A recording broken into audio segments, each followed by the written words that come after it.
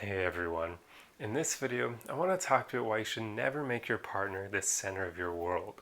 I see a lot of young people fall into this behavior, and quite often, if they don't figure out how to stop doing this, they'll become an adult and continue this horrible behavior. Now, the problem with doing this is that it's incredibly needy, and with that, it's incredibly unattractive. This can be a relationship killer if you're trying to attract someone who is secure and confident in themselves. Because these kinds of people do not want to be the center of your world. That's way too much pressure for them. You're basically making them your focus for happiness and well-being in life. And they know that that means that if they walk away from you, they're going to make you miserable and unhappy. And they don't want that pressure on them.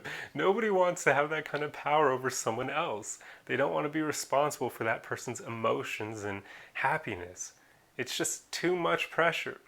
So you do not want to do this to anyone.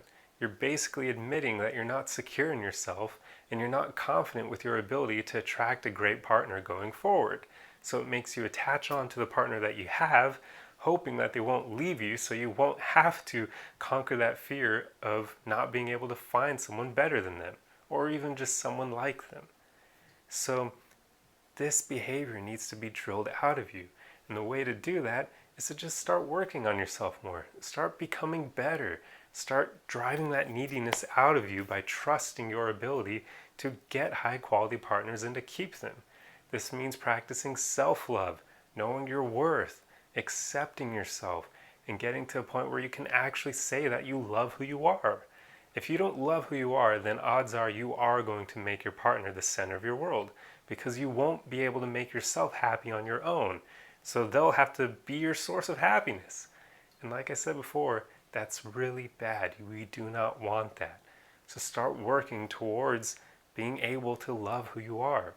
You can do this by doing a few practices, and one of my favorite ones is basically getting to know yourself better.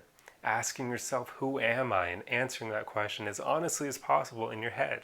Taking time to actually sit in this question and just think about the kind of person you are. What makes you, you? Answer it as honestly as you can.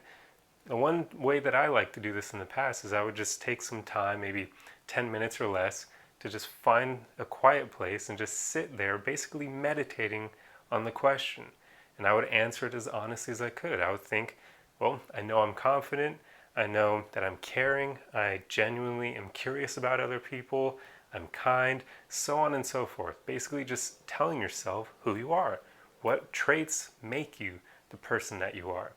But you have to be honest. You do not want to lie to yourself because it's worse than lying to other people. Lying to yourself is just, you don't want to do that. You can't really fake it till you make it to that extent where you can lie to yourself about the traits that make you who you are, and then at some point you'll live up to them. That's not really how it works. So don't lie to yourself. But once you practice this all the time and you get to know who you are, guess what? That gives you a magical quality. Self-worth. When you know yourself, you are naturally going to develop self-worth because you're going to know what kind of value you bring to the table. You're going to know how or what makes you special, so that way other people will want to keep you in their life. You'll know what qualities you have that are desirable. And this is huge. That alone can help you attract better quality partners and stop making them the center of your world so you actually keep them. Because you just do not want to do that needy behavior. So the whole point here is you just need to focus on drilling out that neediness, becoming confident in who you are, becoming secure in yourself, validating yourself, not looking to other people to do that for you, and start figuring out what makes you happy on your own and doing more of that. Start doing what you enjoy on your own. It doesn't even matter if your friends don't want to do it. Do it by yourself. The important part here is you want to be able to find happiness on your own. So that way you're not going to place that on someone else to basically hand it to you, to provide it for you. Because we don't want that. So basically anything that you can think of that you would want a partner to give you, besides things that you obviously can't give yourself, you want to be able to provide those things for you first, before you find a high quality partner.